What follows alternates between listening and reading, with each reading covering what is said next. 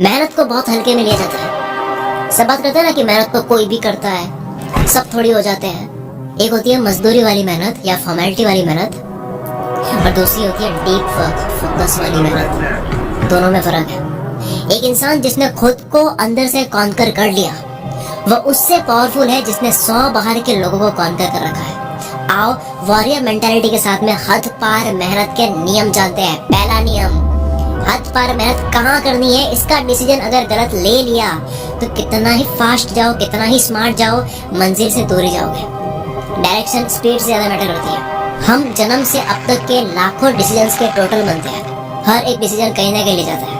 हर action, हर विचार एक decision है। Watching this video is also kind of a decision. अब यहाँ आता है डिसीजन फटीग या पैराडॉक्स ऑफ चॉइसेस। दो डिसीजंस में फंस जाना। हद पार मेहनत क्यों नहीं होती है?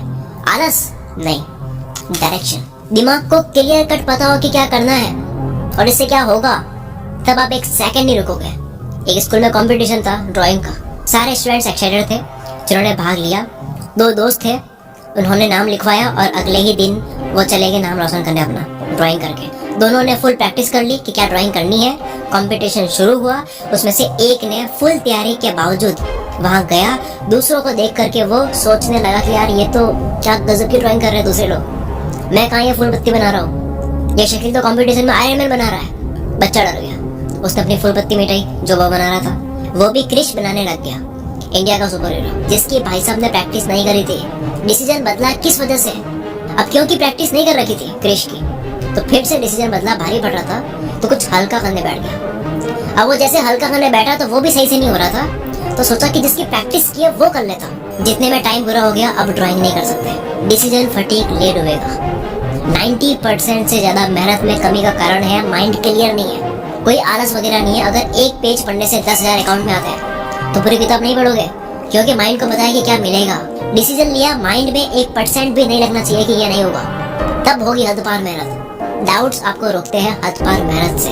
नियम नंबर 2, बिना फोकस वाली मेहनत को मेहनत में नहीं, फॉर्मेलिटी और लेबर वर्क में काउंट करो। मेहनत का पार्टीशन कर दो।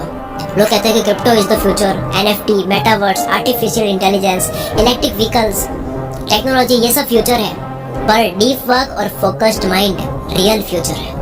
जमाने के साथ फोकस, कंसंट्रेशन, अटेंशन स्पैन या ये कह दो ध्यान लगाने की ऊर्जा या दिमाग का स्टेमिना कम हो रहा है, और जो चीज कम होती है उसकी डिमांड बढ़ती है। इस चीज का कंपटीशन बढ़ेगा कि कौन लंबे टाइम तक एक ही चीज पर फोकस कर पा रहा है। ये रेयर होता जा रहा है। Focus is the future. Focus खराब होता है कुछ ब्रेन डैमेजिंग हैबिट से। Focus is what? सही मायने में फोकस क्या है? दिमाग की हेल्थ ही ना, जिसमें 8 करोड़ 60 लाख सेल्स होती है। ये च्युइंगम जैसा 2 कानों के बीच खोपड़ी में भरा हुआ मांस है। यही तो हथियार है जिसकी सर्विसिंग नहीं हो रही है, तो फोकस खराब हो रहा है। And focus is the future. Focus खराब होता कैसे है?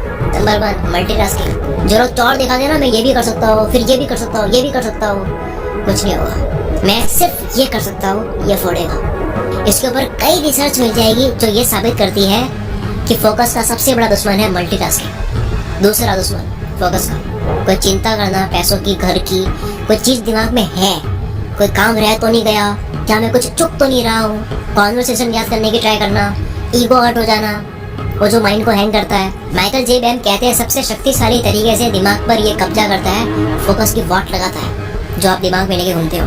फोकस का तीसरा दुश्मन डिवाइसेस के नोटिफिकेशंस। चौथा फटीग, जो स्लीप की वजह से होता है। बाकी डाइट वाइट आपको सब पता है। बिना फोकस मेहनत नहीं है, मजदूरी बोलो उसको। उसे हद पार मेहनत बोलकर टर्म खराब मत करो।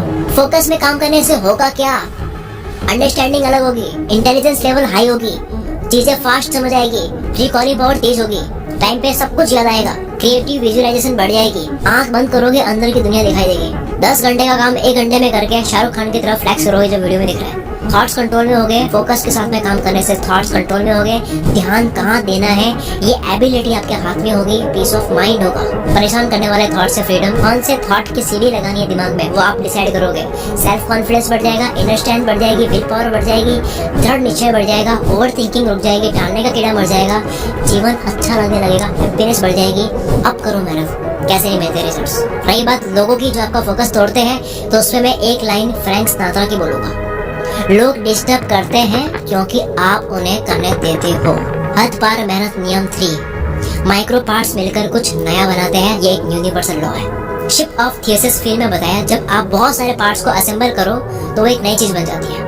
यानी वो सारे पार्ट्स मिलकर एक केमिस्ट्री तैयार करती है। ऑर्केस्ट्रा ऐसे तो प्ले होता है। चीजों को मिलाने से न केवल एक टोटल बनती है, बल्कि उससे कुछ नया इजाद होता है। सेम विथ नॉलेज, छोटी छोटी जानकारियां मिलकर के एक नई बात बनती है, और वो नई बात जानकारियों का टोटल ना होकर उससे बढ़कर होती है। जानकारी यानी इंफॉर्मेशन, नॉलेज, ये कहाँ से मिलेगा? बुक से। नियम नंबर 4, कोई एक काम करो, बस एक काम, और उसे ऐसा करो कि उसकी क्वालिटी के आसपास लोग भटके भी ना। किसी काम में एक्सीलेंस हासिल करने से दुनिया याद रखती है, वरना मल्टीटास्कर से तो दुनिया भरी पड़ी है। इंपॉर्टेंट चीजों के लिए आपको अनइम्पोर्टेंट ललचाने वाली चीजों को ना देना सीखना होगा, वरना मेहनत होगी, रिजल्ट्स नहीं मिलेंगे, आप दोष दोगे किस्मत को।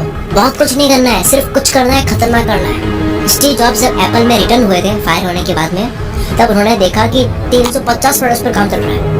इन्होंने 340 प्रोडक्ट्स रुकवा दिए। कहते हैं इन 10 प्रोडक्ट्स के अलावा और किसी की बात नहीं करनी है। 340 प्रोडक्ट्स को ना देना पड़ा 10 में चांद डालने के लिए। मेहनत करो, लेकिन कॉन्सेंट्रेटेड मेहनत करो।